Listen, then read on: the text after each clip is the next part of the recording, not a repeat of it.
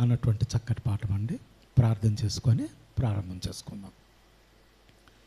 ప్రేమస్వరూపుడమైనటువంటి మా కన్న తండ్రి, ఈ సాయంకాల సమయం ఇంతవరకు మీద ఆశలు మాట్లాడారు. ఈ సభలో అనేకులమైన మమ్మల్ని సమకూర్చారు. మేము సమకూర్చబడడం అన్నది మీ ఆలోచనలో ఉన్నది కనుక, మీ ఆలోచనలో ఉన్నటువంటి మమ్మల్ని ఈ స్థలములోనికి సమకూర్చారు. మేము మీ ఆలోచనలో ఉన్నందుకు మీకు స్తోత్రం చెల్లిస్తున్నాను. మా వల్ల మీకు జరగవలసినటువంటి న్యాయాన్ని, ధర్మమును మేము మీ ఎడల చేయనట్లుగా మమ్మల్ని బలపరచండి. ఈ స్థలమందు ప్రకటింపబడుతున్న మీ పరిశుద్ధమైన లేఖనము మేమందరం కూడా చక్కగా అర్థం చేసుకొని లేఖనం చొప్పున తండ్రి మేము నడుచుకొనున్నట్లుగా మా ఎడల మీ కృప మహదైశ్వర్యమును కనపరచమని క్రీస్తు వారి పరిశుద్ధ నామములో ప్రార్థన చేస్తున్నాను కన్న తండ్రి, ఆమేన్. ప్రియమైనటువంటి దేవుని సంగమా, దేవదూతలు ఎవరు అన్నటువంటి ఒక చక్కటి పాఠాన్ని వినడానికి మనం ఈ స్థలంలో కూర్చున్నాం. మనిషి భూమి మీద ఎన్నో రకాలైనటువంటి వస్తువులను దాచుకోవడానికి ఇష్టపడతా ఉంటాడు. మనిషి దాచుకునేటటువంటి వస్తువులను మనం ఆలోచించినప్పుడు అవన్నీ ఇష్టమైనటువంటి వస్తువులు కనుక, ఇష్టమైనటువంటి వస్తువులను మనిషి ఎక్కడ దాచుకుంటున్నాడు అన్నటువంటి విషయాన్ని ఆలోచిస్తే బ్యాంకులోనికి వెళ్తాడు, ఒక సేఫ్టీ లాకర్ని తీసుకుంటూ ఉంటాడు. ఒక లాకర్ను తన అకౌంట్లో తన పేరు మీద ఒక లాకర్ను ఒక బ్యాంకులో ఓపెన్ చేసుకుంటాడు. లేకపోతే ఇంట్లో కూడా ఒక బలమైనటువంటి ఒక నిర్మాణాన్ని ఏదైనాను ఒక లాకర్ని తను ఏర్పాటు చేసుకుంటాడు. అంటే విలువైనటువంటి డాక్యుమెంట్సే కానివ్వండి, బంగారమే కానివ్వండి, క్యాషే కానివ్వండి, మిగిలినటువంటి జ్యువెల్సే కానివ్వండి, ఏదైనా కానివ్వండి, ఒక వస్తువుకు విలువ ఉన్నది అని అన్నప్పుడు విలువ ఉన్నటువంటి వస్తువును మనిషి దాచుకోవటానికి అలవాటు పడ్డట్టుగానే మనుషులు కనుక దేవుడు అర్థం కాలేదు కనుక, బైబిల్ని అర్థం చేసుకోలేకపోయారు కనుక, బైబిల్ గొప్పతనం తెలియలేదు కనుక భౌతికంగా ఆలోచించేటటువంటి మనిషి భౌతికమైనటువంటి స్థితిగతుల యందు భౌతికమైన విషయాలను మాత్రమే దాచుకోవటానికి అలవాటు పడ్డాడు. కానీ మనం దాచుకున్నటువంటి విషయాలను ప్రవక్తలు మాత్రం దాచుకోలేదు. ఏంటి చెప్పండి? మనం దాచుకున్నటువంటి విషయాలను ప్రవక్తలు మాత్రం దాచుకోలేదు. ప్రవక్తలు దాచుకున్నటువంటి విషయాలు ఏమయ్యాయి అంటే, లోకం ఉన్నంత వరకు కూడా సభ్య సమాజం మొత్తానికి కూడా చక్కటి పాఠంగా ఉపయోగపడ్డాయి అన్నమాట. ఏంటి చెప్పండి? మనం దాచుకున్నటువంటి విషయాలు మనకు ఉపయోగపడతాయో లేదో తెలీదు. యేసుప్రభు ఏమన్నాడు? భూమి మీద మీ కొరకు ధనమును కూర్చుకొనకొడి. అంతే కదా? మనం ఏం దాచుకుంటాం? ధనమే దాచుకుంటాం, బంగారం దాచుకుంటాం, సర్టిఫికెట్లు దాచుకుంటాం, డాక్యుమెంటేషన్ దాచుకుంటాం, అన కదా, పట్టాలు దాచుకుంటాం. ఇవన్నీ వీటన్నింటి కోసం కూడా ఎవరుంటారట అంటే, భూమి మీద దొంగలు ఒకవేళ కన్నమును వేసి దొంగిలెదరేమో అని ఏమన్నాడంటే, భూమి మీదనే ఉండి పరలోకంలో దాచుకునేటటువంటి ధననిధి గురించి చెప్పాడనమాట యేసుప్రభు. ఎక్కడుండి? భూమి మీద 60 ఏండ్లుండి 70 ఏండ్లుండి మేబీ 100 సంవత్సరాల లోపు, ఈ 100 సంవత్సరాలు కూడా బ్రతికేది భూమి మీదనే. కానీ ఏంటి చెప్పండి? బ్రతికేది భూమి మీదనే. కానీ దాచుకునేటటువంటి విషయాలకు సద్విషయాలు, పరలోకంలో దాచుకొనగలిగినటువంటి విషయాలు ఏంటి అంటే, నీ జీవితంలో నువ్వు దేవుని కొరకు చేసే సత్క్రియలన్నింటినీ కూడా నువ్వు పరలోకంలో దాచుకోగలవు. సత్క్రియలు అనగానే మనకేం తెలిసిపోయింది? సత్క్రియలు అనగానే ఏంటట? సత్క్రియలు అన్నటువంటి పదం దేని విషయంలో వాడబడింది అని అంటే, యోహాను సువార్త 17వ అధ్యాయము 17వ వచనం అన్నమాట. ఏంటంటే చెప్పండి? యోహాను సువార్త 17వ అధ్యాయము 17వ వచనం ఏమని ఉంటుంది అక్కడ? సత్యమందు వారిని ప్రతిష్ఠ చేయుము, నీ వాక్యమే సత్యము. లోకంలో సత్యం అన్న మాటకు డెఫినేషన్ ఏం చెప్తారు?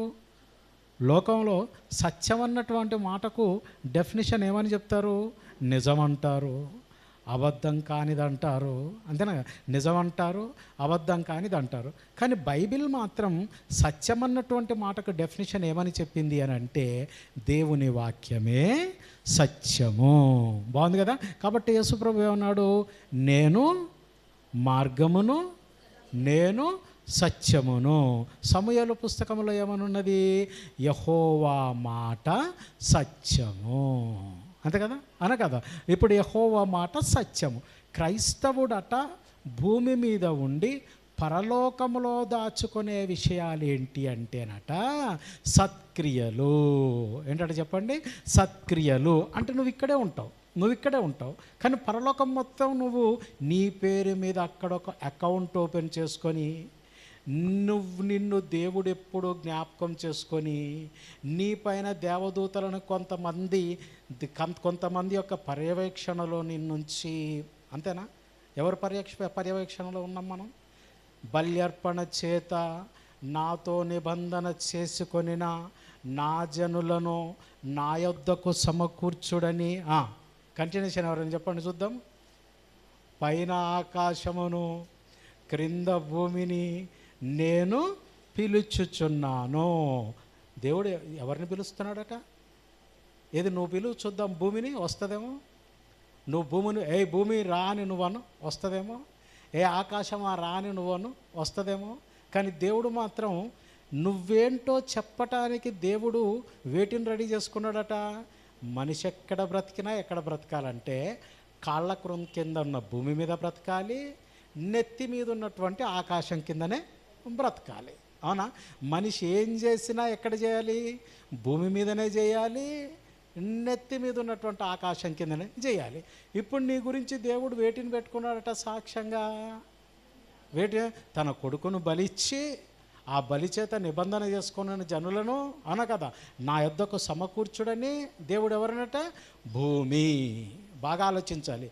భూమి అంటే నేను ఒక దేవదూత అని అంటాను. మీరేమంటారు?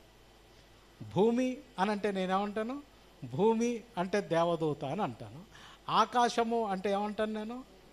దేవదూత అంటాను. ఎక్కడుంటుంది మాట? పంచభూతములు మిక్కుటమైన వేండ్రముతో లయమైపోవును. అది పేతురు గారి పత్రిక. పంచభూతములు మిక్కుటమైన వేండ్రముతో లయమైపోవును, భూమియు అందలి కృత్యములను కాలిపోవును. పంచభూతములు అంటే ఏంటి? నేల, నింగి, నీరు, నిప్పు, ఆకాశం, అంతరిక్షం. అంతేనే కదా పంచభూతములు వచ్చాయి. భూతము అంటే యేసుప్రభు ఏమని చెప్తాడు? అబద్ధం. శిష్యులు మేడగదిలో ఉంటారు, యేసుప్రభు ప్రత్యక్షంగానే భయపడి ఏమంటారట? యేసుప్రభు భూతం అని అంటారు అనమాట. భూతం అనగానే అప్పుడు వెంటనే యేసుప్రభు ఏమంటాడంటే, శిష్యులారా నేనే, భయపడబాకండి అని ఏమంటాడు?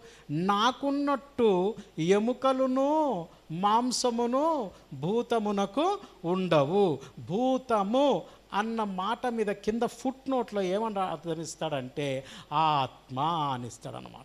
ఆత్మ. పంచభూతములు అంటే భూమి ఒక ఆత్మ, నెత్తినున్న ఆకాశం ఒక ఆత్మ, నువ్వు పీల్చుకునే గాలి ఒక ఆత్మ, నువ్వు తాగే నీరు ఒక ఆత్మ. అంతేనే కదా? అంటే ఇవన్నీ ఏంటి? వీటిల్లో కొన్ని విజిబుల్, ఇంకొన్ని ఇన్విజిబుల్. అంటే అర్థం ఏంటి? కొన్ని దృశ్యమైనవి, కొన్ని అదృశ్యమైనవి. అదృశ్యమైనది కనుక అది లేదు అనడానికి వీలు లేదు.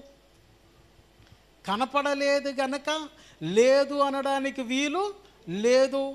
దేవుడు సృష్టిలో అన్నీ కనపడేటట్టుగానే చెయ్యలేదు. కనపడనటువంటివి ఉన్నాయనడానికి ఎలా గుర్తు అనంటే వాటి పనితనమే వాటికి గుర్తు. ఫర్ ఎగ్జాంపుల్, కరెంట్ ఉంది. కరెంట్ ఉందన్నటువంటి విషయం మనకు ఎలా తెలిసింది? కళ్ళకు కనపడిందా కరెంటు కళ్ళక? దానికి ప్రభుత్వాలు ఏమని పేరు పెట్టాయంటే విద్యుత్ శక్తి.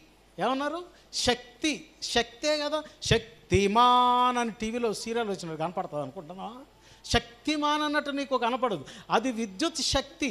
విద్యుత్ శక్తిని గురించి ప్రభుత్వాలు ఏమని రాయించారంటే విద్యుత్తు చౌర్యము నేరము అని అన్నారు.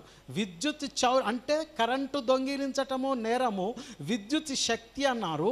శక్తి ఎర్రగా ఉన్నదా, నల్లగా ఉన్నదా, లేకపోతే ఆకుపచ్చగా ఉన్నదా, పసుపుగా ఉన్నదంటే శక్తికి నిర్ణీతమైనటువంటి రంగు లేదు, రూపము లేదు. శక్తి దాని పనితనం వల్ల తెలిసింది. శక్తి ఉందా లేదా అని అంటే ఊరు బయటన మనకి పెద్ద పెద్ద 11,000 kV 24,000 అట్లా పెద్ద పెద్ద స్తంభాలు కనపడతాయి. ఆ స్తంభాలకి ఒక పుర్రె ఆకారపు రెడ్ బోర్డు మీద ఒక మానవ స్కూల్ వేసి పెడతాడనమాట. ఏం వేసి పెడతాడు అక్కడ చెప్పండి? ఒక మనిషి తలకాయ వేసి పెట్టి 2 ఎముకల్ని ఇట్లా పెడతాడు. ఇట్లా పెట్టి అక్కడ డేంజర్ అని రాస్తాడనమాట. అదేంటి? It's the power. ఒకవేళ అది నాకు కనపడట్లేదు కదా, దాన్ని నేను తెలుసుకుంటేనే నమ్ముతాను. నువ్వు కానీ పోయి పట్టుకుంటే అర్థం ఏంటంటే ఇగో నువ్వు పట్టుకుంటే నీ పుర్రెనే ఈ పుర్రే అని. అంతే కదా? అంటే అర్థం ఏంటి? అంటే అర్థం ఏంటంటే శక్తి దాని ధర్మం వల్ల తెలపబడింది. గాలి ఒక శక్తి. గాలికి ఏముందని యేసు ప్రభు చెప్పాడు? గాలి తనకిష్టమైన చోటను విసరును, నీవు దాని శబ్దమును కనుగొందువే కానీ నీవు దానిని చూడలేవు. అంటే గాలి అనేది అది విజిబుల్ కాదు, అది ఇన్విజిబుల్. అలాగే నీటికి రంగు లేదు, బట్ దానికి ఒక టేస్ట్ ఉంది. అంతేనా కదా? నీటికి ఒక టేస్ట్ ఉంది, దానికి ఒక పనితనం కూడా ఉంది.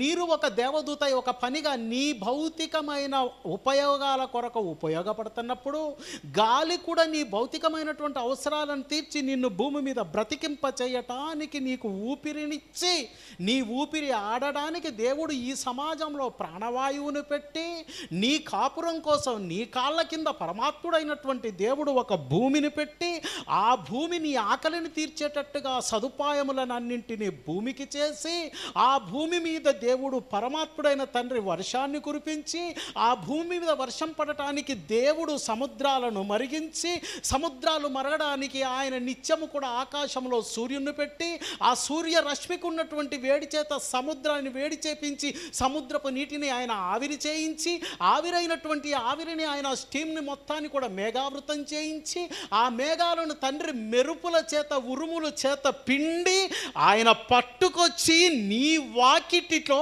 నీ సేద్యపు భూమిలో ఆయన నీటిని దింపుతున్నాడే. అది ఆయన ప్రేమ. అది దేవదూత నీ సర్వీస్లోనికి వచ్చిందని. ఈ నీరు దేవదూత, ఈ దేవదూత నా అవసరాన్ని తీరుస్తుంది. ఈ దేవదూత నా అవసరాన్ని తీర్చడానికి అసలు నేను నా దేవుడికి ఏమవుతాను, దేవుడికి నాకు ఉన్న కనెక్టివిటీ ఏంటి, ఆయన నేను ఎంత ప్రేమించాలా, ఆయన కోసం నేను ఎంత చెయ్యాలా, ఆయన నా కోసం ఎంత చేశాడు. ఈ నీరు నేను దింపుకోవాలా నా వాకిట్లో కంటే ఆకాశాన మేఘావృతమై ఉన్నటువంటి ఆ నీరు నా వాకిట్లో పడటానికి తండ్రి ఎంత ప్రేమ ఉంటే ఆయన నీ మీద ఆయన ఆ వర్షం కురిపించాడు.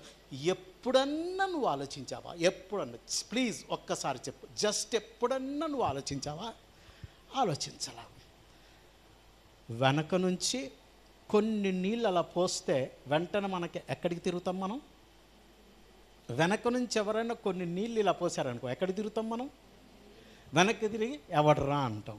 నిజం చెప్పండి, ఇంతమంది ఉన్నారు కదా, నిజం ఒప్పుకోండి, ఆకాశం నుంచి నువ్వు ముద్ద తడిసిపోయేదాకా వర్షం పడుతుంది కదా, మనలో ఎవడన్నా ఒక్కడు ఎవర్ర పైనుంచి ఇన్ని నీళ్ళు పోస్తున్నారని పైకి చూసారా? ఎవరన్నా చూసారా? ఎవ్వరు చూడలే. కానీ ఏం చేస్తున్నారు? తడిచిపోతున్నారు. వర్షం పడుతుంది, వర్షం వస్తుంది. వర్షము ఎందుకు వస్తుంది? నీకోసమే వస్తుంది కదా. నీకోసం వస్తున్నటువంటి ఈ వర్షం ఎందుకు వస్తుందో నువ్వు ఆలోచించవు. అందుకే నేను అంటాను, నాన్న అంత దేవుడు బైబిల్లో రాయించాడు, కానీ బైబిల్ చదువుకునే పద్ధతి మాత్రం సమాజానికి రాలేదు. ఆ బైబిల్ చదువుకునే పద్ధతి ఎలానో బైబిల్ ఇచ్చిన దేవుడే చెప్పాడనమాట. దేవుడే బైబిల్ ఇచ్చిన దేవుడే బైబిల్ చదువుకునే ఈ పద్ధతిలో కానీ నువ్వు చదువుకుంటే నీకు ఈ గ్రంథం బాగా అర్థమవుతుంది. ఒకసారి మీ బైబిల్ చూడండి, ఆ మాట చక్కగా ఉంటుంది. ఎజ్రా గ్రంథము 7వ అధ్యాయము. ఎజ్రా గ్రంథము 7వ అధ్యాయము 10వ వచనము. ఎజ్రా తల్లి కొంచెం అందరూ తీసుకోవాలి, రెఫరెన్స్ దొరికితే చాలు మీకు. ఎజ్రా గ్రంథము 7వ అధ్యాయము 10వ వచనం చదవమలత. మిగిలిన వాళ్ళు ఇటు. ఎజ్రా యెహోవా ధర్మశాస్త్రమును పరిశోధించి అంటే అర్థం ఏంటి చెప్పండి? పరిశోధించి పరిశీలించి అంటే అర్థం ఏంటి? అంటే నీ మనసు అక్కడ పెట్టుకొని, అంతేనా? నీ మనసు అక్కడ పెట్టుకొని అసలు నిజంగా దేవుడు చెప్పిన నేను ఇలా చదివితే ఇది వస్తుందా అని ఒక టెస్టింగ్లో పెట్టుకోవాలన్నమాట. ఒక టెస్టింగ్. ఆ వాక్యం రావాలా, నీ బ్రతుకు కట్టబడాలా, నువ్వు దేవుని కోసం నిలబడాలా, నీవు దేవుని గురించి ఆలోచించాలా, దేవుడికి నువ్వు ఉపయోగపడాలా అనంటే ఎజ్రా యెహోవా గ్రంథమును పరిశోధించి చదువు తల్లి, దాని చొప్పున నడుచుకుని. అంటే ఇప్పుడు గ్రంథం ఎందుకు ఇవ్వబడింది? గ్రంథం అనేది మనం నడుచుకోవటానికి ఇవ్వబడింది. ఎవరన్నా మాకు అలాగే అంటాడండి దేవుడు అనకూడదు. గ్రంథం ఎందుకు లేఖనము నిరర్ధకము కానేరదు. గ్రంథం ఎందుకు? దాని చొప్పున ఒక ఎజ్రాకు దేవుని వాక్యం చొప్పున నడుచుకోవాలన్న తెగింపున్నప్పుడు నీకు ఇంత ఆరోగ్యం, ఆయుష్, ఇంత దినముల సంఖ్య ఉన్నది కదా, నీకు దేవుని ఆజ్ఞల చొప్పున నడుచుకోవాలన్న మనసే. ఇప్పుడు కాకపోతే నువ్వు ఇంకెప్పుడు నడుస్తావయ్యా? ఆలోచించు. నీ జీవితం అయిపోవస్తుంది. నువ్వు జీవితంలో చివరికి వెళ్ళిపోతా ఉన్నావు. నువ్వు ఇప్పుడు నడుచుకోకపోతే, నువ్వు ఇప్పుడు పాట పాడకపోతే, నువ్వు ఇప్పుడు వాక్యం నేర్చుకోకపోతే, నువ్వు ఇప్పుడు సువార్త పనిలోకి రాకపోతే, నువ్వు ఇప్పుడు యెహోవా ధర్మశాస్త్రం పరిశోధించకపోతే, దాని చొప్పున నడవటానికి నువ్వు నిర్ణయం తీసుకోకపోతే వాళ్ళకి ఎంత ఆసక్తి ఉంది చూస్తారా? ఆ ప్రజలకు దేవుని ధర్మశాస్త్రం పట్ల ఎంత ఆసక్తి ఉంది చూద్దామా? నెహెమ్యా పుస్తకం చూడండి ఒక్కసారి. నెహెమ్యా పుస్తకము 8వ అధ్యాయము, నెహెమ్యా పుస్తకము 8వ అధ్యాయము 3వ వచనం ఒక్కటి చదవండి. నెహెమ్యా పుస్తకం 8వ అధ్యాయం 3వ వచనం ఒక్కటి. నీటి గుమ్మము ఎదుటనున్న మైదానములో ఉదయము మొదలుకొని, ఎప్పటి నుంచి అంటే చెప్పండి? టైమింగ్, అవునా కదా? అంతేనా? ఒక టైమింగ్, అక్కడ ఒక టెన్స్. ఉదయము మొదలుకొని మధ్యాహ్నము వరకు నిలిచియున్న ఆ స్త్రీ పురుషులకును. ఏమండి ఎంత శ్రద్ధ అండి! కూర్చొని వాక్యం వినడానికే కష్టపడుతున్నటువంటి సంఘాలు ఉన్నాయి ఈ రోజులలో. ఎలా ఉన్నాయి చెప్పండి? అయ్యగారు మీరు కూర్చొని చెప్తే మేము పడుకొని వింటామన్నారట ఒక దగ్గర. ఏమన్నారట చెప్పండి? అయ్యగారు మీరు కూర్చొని చెప్తే మేము పడుకొని వింటామన్నారట. ఏమండి కూర్చొని పాఠం చెప్పాడా లేకపోతే నిలబడి పాఠం చెప్పాడా అన్నది ముఖ్యం కాదు, అంతేనా కదా? పాఠం చెప్పాడా, పాఠం మనకు ఎంతవరకు అర్థమయ్యిందా, అంతేనా? బడికెళ్ళినప్పుడు పాఠం అర్థం కాకపోతే ఉపయోగం ఏముందండి? బడికెళ్ళినప్పుడు పాఠం అర్థం కాకపోతే ఉపయోగం. బడికి వెళ్ళామంటే పాఠం అర్థం కావాలి. పాఠం అర్థం చేసుకున్నామంటేనే బ్రతుకులో ఉపయోగానికి వస్తాం. ఎన్నేండ్లైంది బాబు నువ్వు ప్రభువుని నమ్మి? 30 సంవత్సరాలైంది. మరి నీకు 30 సంవత్సరాలైంది, 40 సంవత్సరాలైంది. దేవదూతల క్యారెక్టర్స్ బైబిల్లో ఎలా ఉంటాయో ఒకసారి చెప్తావా బాబు? ఒక్కసారి చెప్తావా? మానోహ దంపతుల దగ్గరికి దర్శనమిచ్చినటువంటి దేవదూత తన క్యారెక్టర్ని గురించి ఎలా చెప్పింది చెప్తావా? కన్యమరియమ్మకు కనపడ్డ దేవదూత ఎలా చెప్పింది? జకర్యా ఎలిజబెత్లకు కనపడ్డ దేవదూత ఎలా చెప్పింది? అసలు దేవదూతలు ఎంత బలమైన వారు మీకు తెలుసా? ఏంటి చెప్పండి? దేవదూతలు ఎంత బలమైన వారు మీకు తెలుసా? గబుక్కుని ఏమంటాం తెలుసా? దేవదూత శక్తి సామర్థ్యాలు నీకు తెలీదు, కానీ రాత్రుల్లో మాత్రం దిక్కుమాలిన ప్రార్థన మాత్రం ఒకటి చేస్తావు నువ్వు. ఏం ప్రార్థన అని పేరు పెట్టాను నేను దానికి. దిక్కుమాలిన ప్రార్థన అన్నమాట. ఏంటి తెలుసా? ప్రభువా ఈ రాత్రి నేను అంతా నిద్రపోతున్నాను, ముందే చెప్తున్నాడు అనమాట అప్లికేషను. నాకు ఎట్లాంటి నిద్ర ఇవ్వాలి నువ్వు? సుఖమైన నిద్ర. అబ్బో పగలంతా ఎవరి కోసం కష్టపడ్డావు నువ్వు? నాకు అర్థం కాదు. ఏమండి, మనం పగలంతా ఎవరి కోసం కష్టపడ్డామని ఒక రాత్రి నిద్ర నీ వ్యాధి కుదురుకోవాలంటే డాక్టర్ ముందు నీకు ఇచ్చేదేంటి? నిద్ర. నీకు ఆపరేషన్ చేయాలంటే ముందు నీకు ఇచ్చేదేంటి? నిద్ర. మత్తు అంటే నిద్రకంత విలువ. నిద్రలో ఏమి మెరుగవుతుందట? మెదడు మెరుగున పడుద్ది. నిద్రలో ఏమి కుదురుకుంటుందట?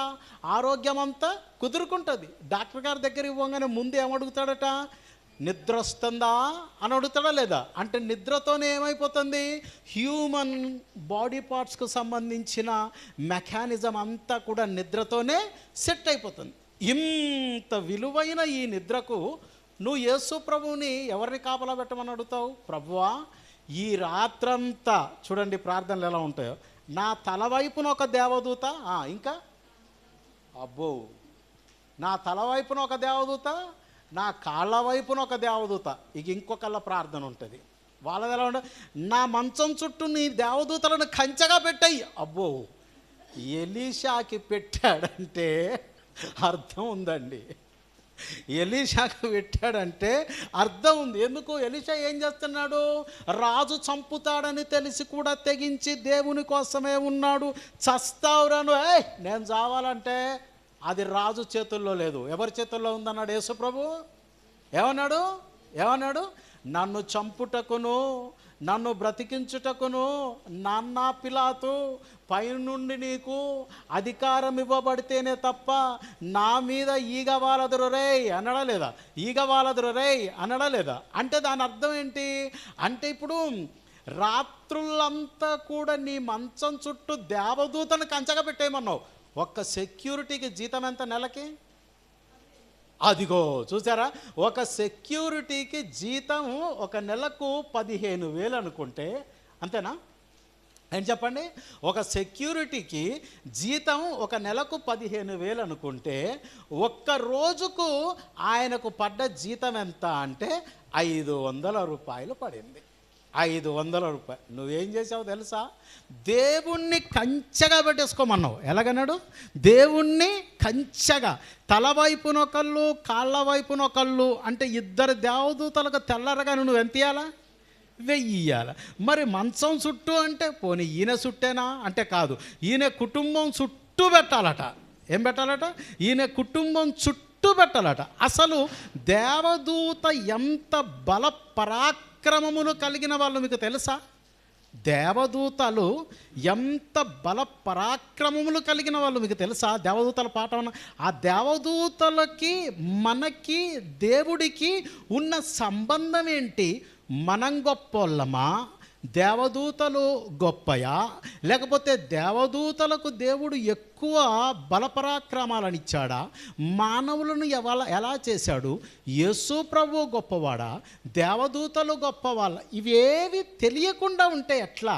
నువ్వు చదువుకుంటున్న బైబిల్లో దేవుడు, నువ్వు పట్టుకుంటున్న బైబిల్లో దేవుడు ఈ పాఠాలను ఎలా రాయించాడో నీకొస్తేనే నువ్వు నడుచుకోవటానికి వీలవుద్ది. పాఠం రానివాడు పరీక్ష రాస్తాడండి. పాఠం రానివాడు జీవితంలో ఎలా నెగ్గుతాడండి? బైబిల్ రానివాడు పరలోకం ఎలా పోతాడండి? దేవదూత బలాన్ని ఆలోచిస్తే ఒకసారి మీరు మీ బైబిల్ విప్పండి. రాజుల గ్రంథము రెండవ రాజుల గ్రంథము 19వ అధ్యాయం. అందరు తీసి చూసుకోండి. ఒక్క దేవదూత పవర్ అక్కడ ఉంటుంది అన్నమాట. ఒక్క దేవదూత పవర్. చదువు. 2వ రాజుల గ్రంథము 19వ అధ్యాయము 35. ఆ రాత్రియే యెహోవా దూత అన్నాడా? దూతలు అన్నాడా? సింగ్యులర్, అంతే కదా? ఏంటి చెప్పండి? ఆ రాత్రియే యెహోవా దూత బయలుదేరి అష్షూరు వారి దండుపేటలో జొచ్చి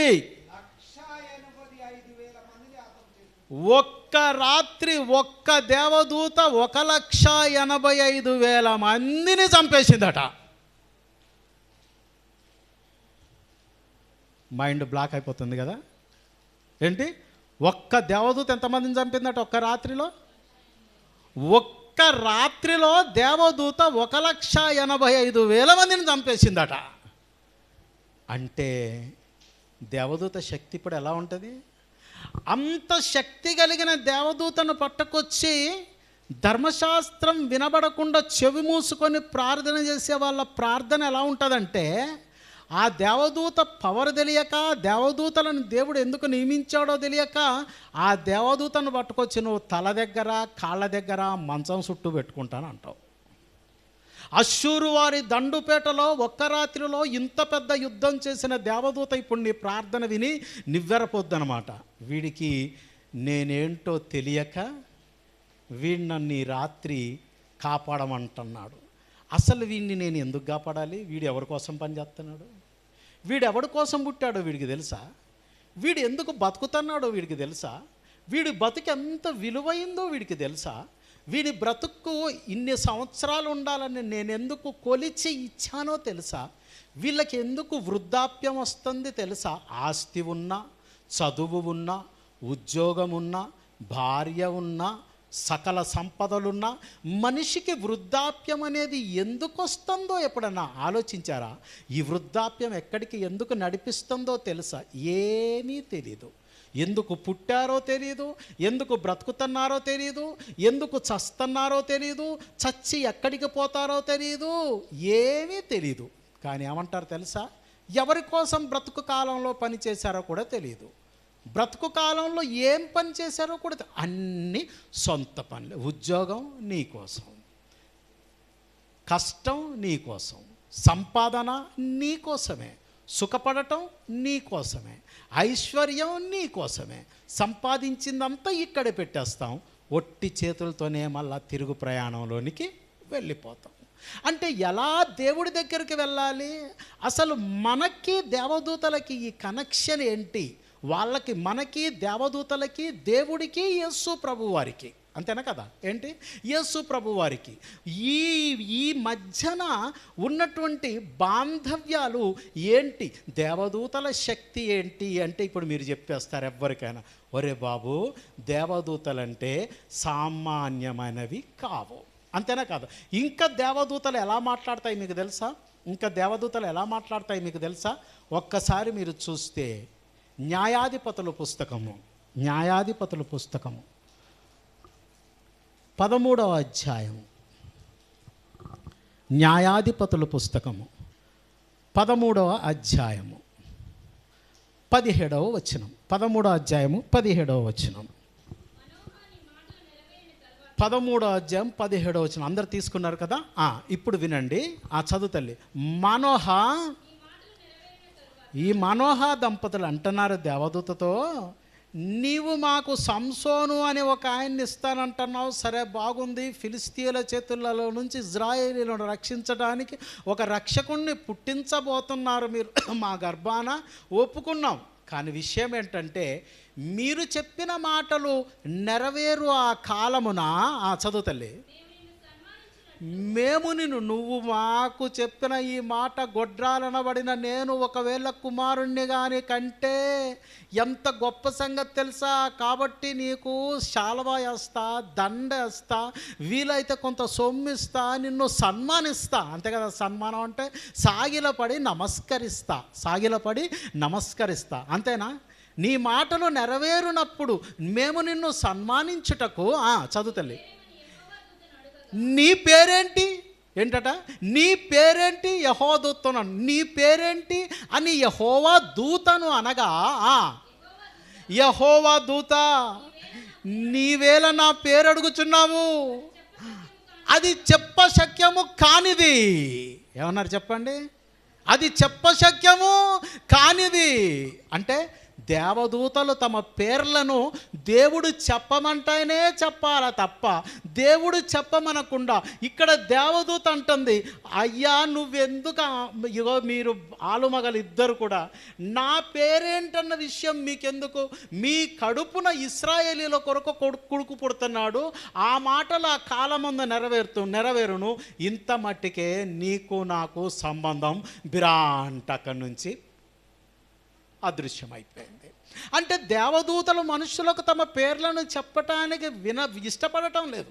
దేవుడు ఒకవేళ చెప్పమంటే వచ్చి నేను గబ్రియేలును, నేను మికాయేలును, నేను రగూయేలును, నేను రఫీయేలును అన కదా ఇలా చెప్పుకోవచ్చు. చెప్పొద్దన్నప్పుడు అసలు దేవదూత పేరు అక్కడ పలకటానికి అది కుదరదు అని అన్నప్పుడు, అంటే దూతల యొక్క చర్యలు, దూతలకి మానవులకి ఉన్న సంబంధాలు దూతలకి ప్రభువుకు ఉన్నటువంటి సంబంధం. ఒక్క ఆన్సర్ అయితే మీకు చెప్పా. ఏమని చెప్పాను నేను? దూత బలం చెప్పాను.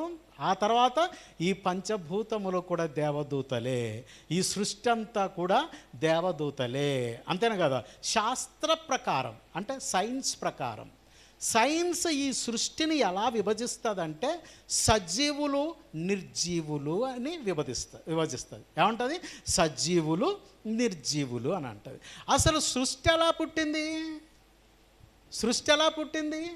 దేవుని మాట. అవును, వెరీ గుడ్. దేవుని మాటతో సృష్టి పుట్టింది.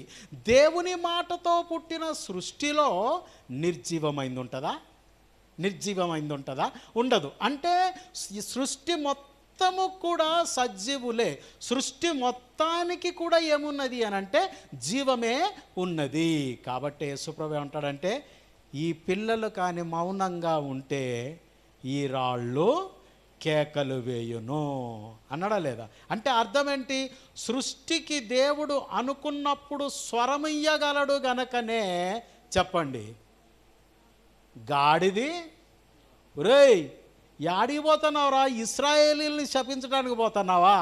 పిచ్చి పిచ్చి లాభాల కోసం పోయి వాళ్ళని శపిస్తావంటే యెహోవా దూత ఖడ్గము ధరించి అడ్డంగా ఉన్నాడ్రా బాబు. నేను కానీ పక్కకు తప్పుకోకపోతే నీ మొండెం ఎప్పుడో లేచిపోయేది, నీ తల లేచిపోయేది అని అన్నాడు. అంటే దేవుడు దేనికి నోరివ్వగలడు అని అనుకుంటే, గాడిదికి నోరిచ్చిన దేవుడు భూమికి ఇయ్యలేడా? రాళ్ళకి ఇయ్యలేడా? ఆకాశానికి ఇయ్యలేడా? ప్రకృతికి ఇయ్యలేడా? దాన్ని సాక్ష్యంగా పిలిచాడు దేవుడు. అంటే ఈ ప్రకృతి అంతా దేవదూతలు. అంటే ఇప్పుడు నువ్వు ఎక్కడికి పోయినా ఎక్కడున్నావు? అది పాపం చేసే మనిషికి భయం కలగాలంటే ముందు దేవదూతల పాఠం రావాలి. ఎందుకు రావాలి? మనం పాపం చేసేటప్పుడు ఏమనుకుంటాం తెలుసా? అది భలే చెప్పారు, ఎవరు చూడట్లేదులే అనుకుంటాం. ఎవరు చూడట్లేదు కాదురా బాబు, ఎవరు చూసినా సంతోషమే. కానీ అసలు చూడకూడని చూస్తున్నాయి. ఎవరు చూస్తున్నారు? అది మీకు పాఠం బాగా అర్థం. దేవదూతలు చూస్తున్నాయి. నీ కాళ్ళ కింద ఉన్న నేల చూస్తుంది, నెత్తినున్న ఆకాశం, ఈ పంచభూతాలు చూస్తున్నాయి. నువ్వే పాపం చేసినా ఎక్కడ చేయాలి అని అంటే ఈ పంచభూతాలలోనే చెయ్యాలి. అంటే కొన్ని దేవదూతలు పేర్లు చెప్తాయి, కొన్ని దేవదూతలు పేర్లు చెప్పవు. అంతేనా కదా? దేవదూతల యొక్క శక్తి చాలా ఉన్నతమైందని రాజుల పుస్తకంలో నేర్చుకున్నాం. ఇప్పుడు అసలు దేవదూతలకు యేసు ప్రభువుకి వీళ్ళిద్దరిలో ఎవరు గొప్పవాళ్ళు? హెబ్రీ పుస్తకం, హెబ్రీలకు వ్రాసిన పత్రిక మొదటి అధ్యాయము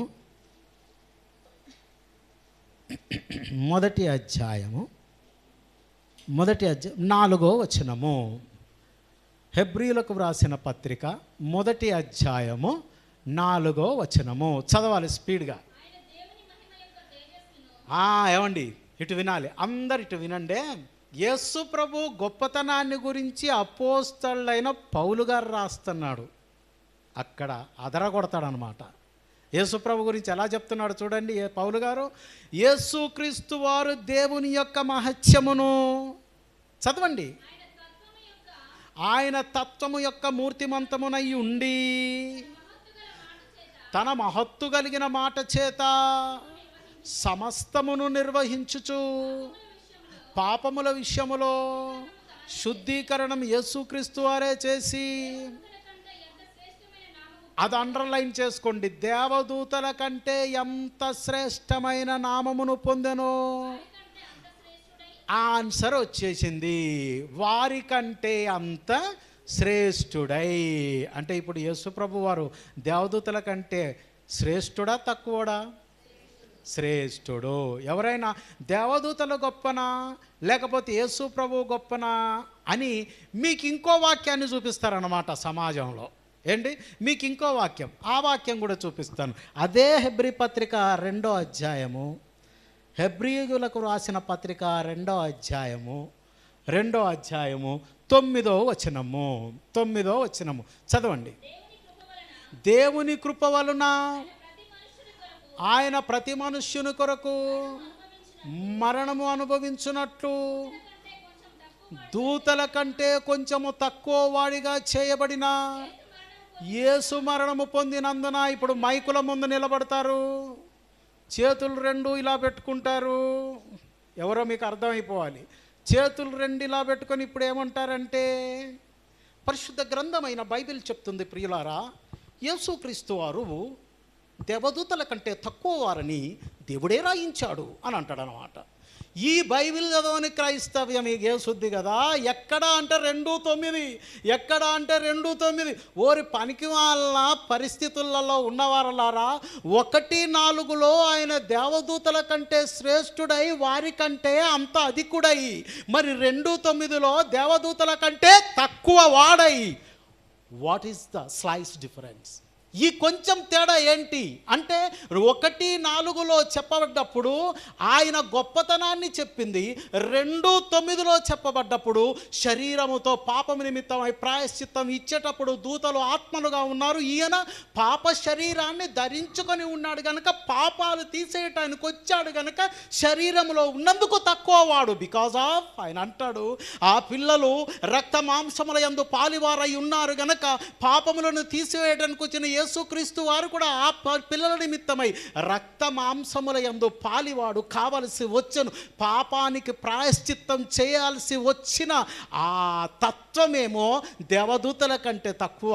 కానీ అసలు యేసు ప్రభు వాస్తవంగా శరీరములోను ఆత్మలోను ప్రస్తుతమందును లోకం పుట్టక ముందును ఎన్నటికీ కూడా ఆయన స్థితి దేవుడు. ఆయన స్థితి దేవుడు.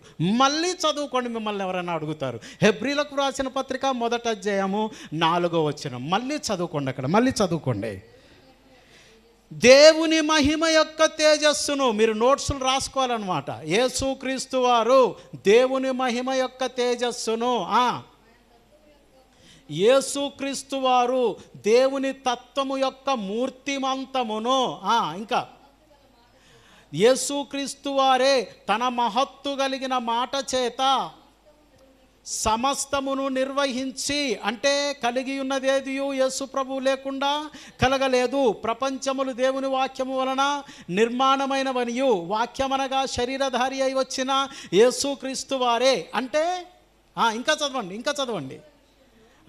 పాపముల విషయములో శుద్ధీకరణము తానే చేసి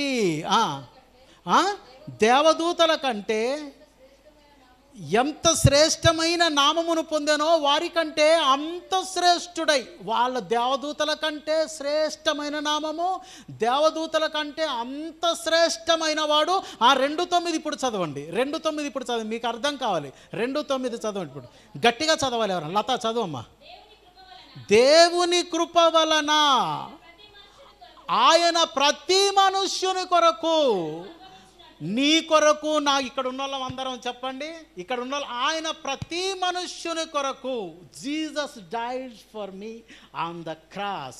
యేసు ప్రభువు నా కొరకు శిలువ మీద మరణించాడని హెబ్రీ పత్రిక 2వ అధ్యాయం 9వ వచనం చెప్పింది. ఆయన ప్రతి మనుష్యుని కొరకు మరణము అనుభవించున్నట్లు దూతల కంటే కొంచెము తక్కువ వాడిగా చేయబడిన యేసు మరణము పొందినందున మహిమా ప్రభావముల చేత కిరీటము ధరించిన వానిగా ఆయనను చూచుచున్నాము. చనిపోకపోతే మహిమా ప్రభావముల చేత కిరీటం ధరించడానికి యేసు ప్రభుకు వీలు పడేది కాదు.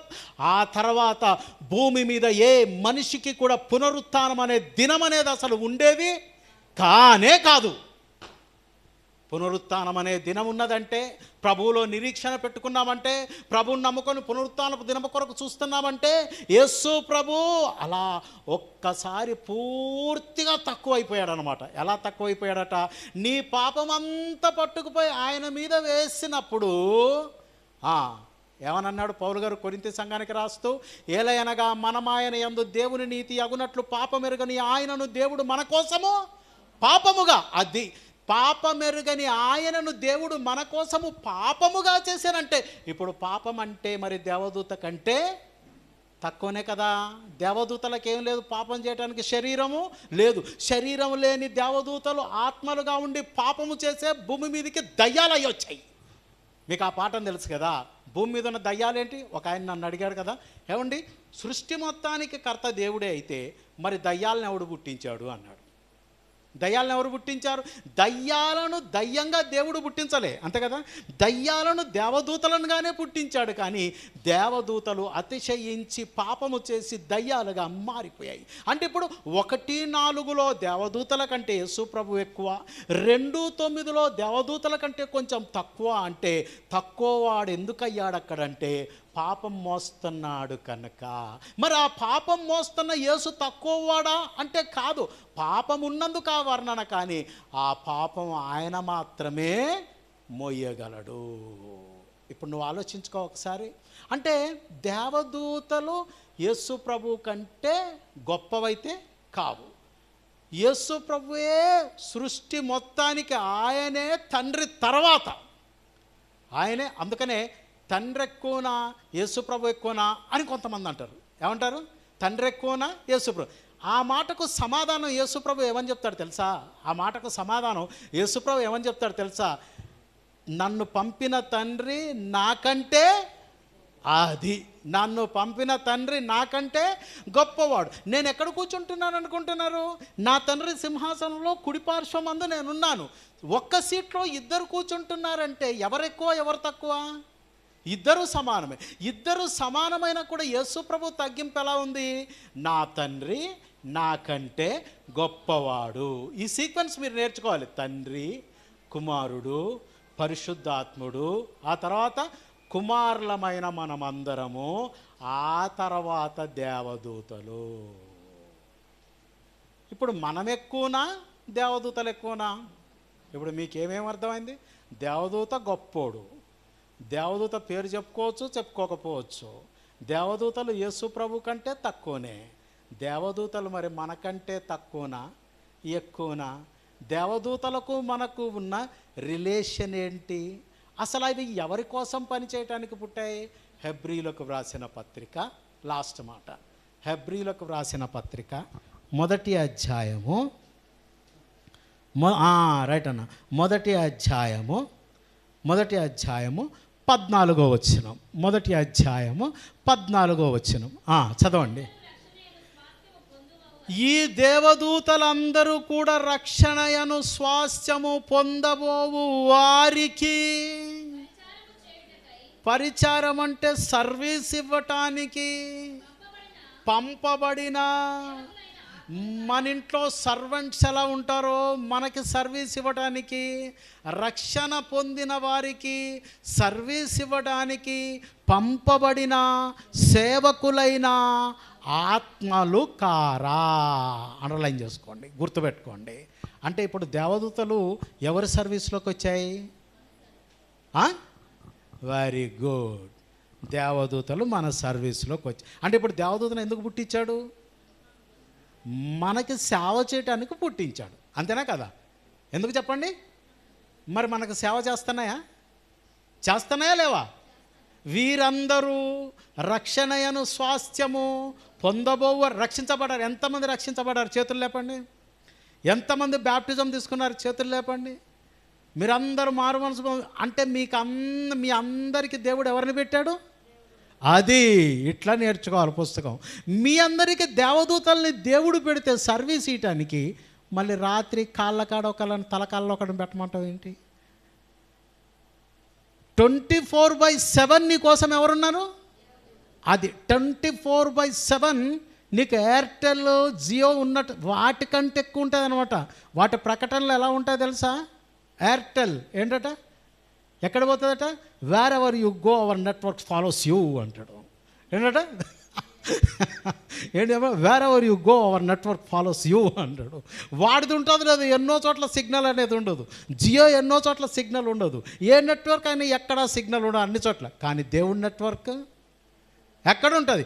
అంతటా 24/7 నా సర్వీస్ నీకు ఉంటుంది అని ఒక మాట చెప్పాలంటే ఆ మాటకి ఎవరు తగినవాడు? దేవుడే తగినవాడు. ఇప్పుడు ఆ దేవుడు నీ సర్వీస్ కోసం ఏం పెట్టాడట? ఏం పెట్టాడు? దేవదూతలను పెట్టాడట. ఒక్కసారి నువ్వు చెప్పు, నరుడా, ఓ మనిషి, నీకెంత భాగ్యం, ఎంత భాగ్యం. నీ కోసం దేవదూత పవర్ ఎంత ఉంది? ఇప్పుడు ఒక్కొక్కటి మీరు నాకు చెప్పాలా. దేవదూత శక్తి ఎంత? ఒక్క రాత్రి అశ్షూరు వారు దండుపేటలో 1,85,000 మందిని చంపేశారు. అంతేనా? అవునా కదా? ఆ తర్వాత ఇంకేం చెప్పా? యేసుక్రీస్తు ఎక్కువనా, దేవదూతలు ఎక్కువనా? యేసుక్రీస్తే ఎక్కువ. మరి యేసుక్రీస్తు తక్కువ వాడని అక్కడ ఎందుకు రాయబడింది అని అంటే, అప్పుడు ఆయన శిలువ మీదకి వెళ్ళాలి, శరీరంలో ఉన్నాడు కనుక అలా రాయబడింది. అంతేనా కదా? ఆ తర్వాత ఇంకేమని చెప్పా? దేవదూతలు మనకే సేవ చేయటానికి వచ్చిన సేవకులైన ఆత్మలు అని చెప్పా. ఇక లాస్ట్ ఒక్కటి చెప్తా. దేవదూతలకు మనకు, అంతేనా, దేవదూతలకు మనకు ఉన్న సంబంధం సేవకులు అయితే, ఒకవేళ వాళ్ళేమన్నా కుమారుల కంటే ఎక్కువనా? కుమారులు కుమార్తెలు ఎవరు దేవుడికి? మనం, అంతే కదా? వాళ్ళని ఎప్పుడైనా దేవుడు కుమారుడు అని అన్నాడా? అది ఎక్కడ? హెబ్రీలకు రాసిన పత్రిక, లాస్ట్ హెబ్రీలకు రాసిన పత్రిక మొదటి అధ్యాయము చదవండి, 5వ వచనం. మొదటి అధ్యాయం 5వ వచనం. ఏలయనగా నీవు నా కొడుకువు, నేను నేడు ఈరోజు నిన్ను కని ఉన్నాను అనియు, ఇదియుగాక నేను మీకు తండ్రిని, ఫాదర్ని అనియు,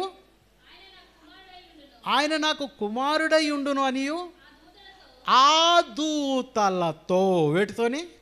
ఆ దూతలతో, ఎవడితోనైనా, మిఖాయిల్తోని కానీ, గబ్రియేల్తోని కానీ, సెరాపులతోని కానీ, కెరాపులతోని కానీ, రఘుయేల్తోని కానీ, రఫియేల్తోని కానీ, ఎక్సెట్రా. అంతేనా? ఈ దూతలలో ఎవరితోనైనా ఎప్పుడైనా మీరే నాకు కొడుకులు, నేనే మీకు తండ్రినని దూతలతోని ఎప్పుడైనా ఆయన చెప్పానా? ఆయన ఎప్పుడూ చెప్పలేదు. ఎవరట? వీరందరూ ఆయనకు, మనుషులకు, అంటే మనుషులు దేవుని నమ్మిన వారికి సర్వీస్ ఇవ్వటానికి వచ్చిన సేవకులైన ఆత్మలు కారా. పాఠం అప్పచెప్తే చివరి ప్రార్థన చేస్తా. దేవదూత బలం ఎంత? ఒక్క రాత్రి 1,80,000. యేసుప్రభు గొప్పడా, దేవదూతల గొప్పయా? ఆయన దూతల కంటే తక్కువ వాడని ఎందుకు చెప్పబడింది? ఓకే, దేవదూతలు దేవుడికి కుమారులు కుమార్తెలు అవుతారా? కారు. వీరు రక్షణ స్వాస్థ్యం పొందబో వారికి ఏం చేయటానుకున్నారు అంటే, వాళ్ళు ఎప్పటికీ కూడా ఎవరు? ఇప్పుడు దేవుడు తండ్రి, కుమారుడు యేసుక్రీస్తు, పరిశుద్ధాత్ముడు ఆదరణకర్త అన కదా. ఆ తర్వాత 4వ ప్లేస్లోకి ఎవరు వచ్చేయాలి?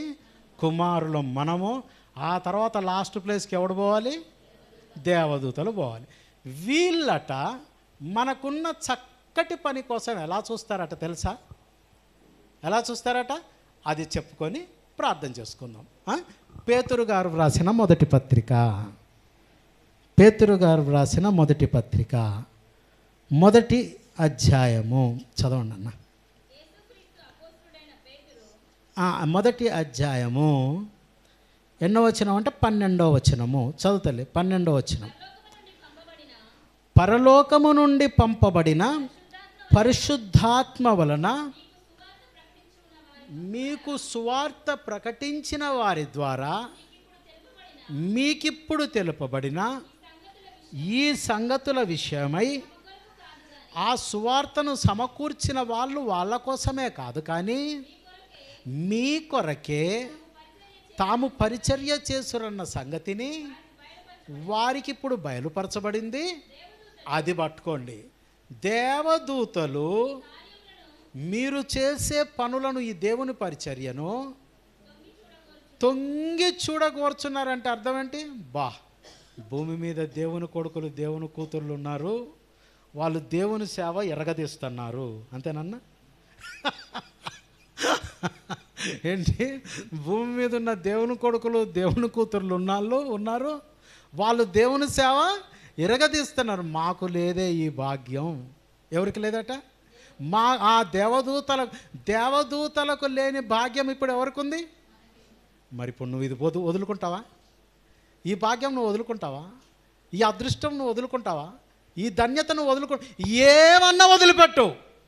కానీ దేవదూతలకు లేక నీకు మాత్రమే ఉన్న పని, ఆ పని దేవదూతలు మాకు కావాలని ఎదురు చూస్తున్న పని, దీన్ని నువ్వు వదిలిపెట్టకుండా ఏం చేయాలి అంటే టైంకు రావాలి, నేర్చుకోవాలి, సమాజంలోనికి వెళ్ళాలి, దేవుని కోసం నిలబడాలి, నీ కుటుంబాన్ని రక్షించుకోవాలి. ఇదిగో ప్రభువా, నేను బ్రతికినంతకాలం నీ కోసం బ్రతికానని చెప్పాలి. సో దేవదూతలంటే మనుషుల కంటే గొప్పవి కావు. అవి మనుషునికి దేవునికి మధ్యన సర్వీస్ ఇవ్వటానికి పంపబడ్డ సేవకులైన ఆత్మలో. ప్రార్థన చేసుకుందామా? పాఠం అయిపోయింది. ఒకవేళ మీకు ఏమైనా ధర్మ సందేహం ఉంటే నన్ను అడగొచ్చు, మీ సందేహాన్ని తీరుస్తాను. ఓకే, ప్రార్థన చేద్దాం. ప్రేమ కలిగిన కన్న తండ్రి, నీ సమాజానికి నీ మాటలు చెప్పాను, సంఘాన్ని కనికరించండి. మరుసటి వారానికి వీరందరూ ఇంకా అనేకులను సమకూర్చున్నట్లుగా ఈ మంచి ప్రకటన మేము ఇవ్వడానికి నా వంతు భాగస్వామ్యం ఇస్తానని నిర్ణయం తీసుకొని ఇక్కడి నుంచి వెళ్ళటానికి సహాయం చేయండి. ఈ పట్టణాన్ని కదిలించినట్లుగా నీ కృప మాయందు ఉంచండి. నీ పరిశుద్ధాత్ముడు మాయందు కార్యము చేయ మీ సహాయం అనర్చండి. క్రీస్తు వారి నామంలో ప్రార్థిస్తున్నాను తండ్రి, ఆమేన్. కొన్ని ప్రకటనలు ఉన్నాయండి.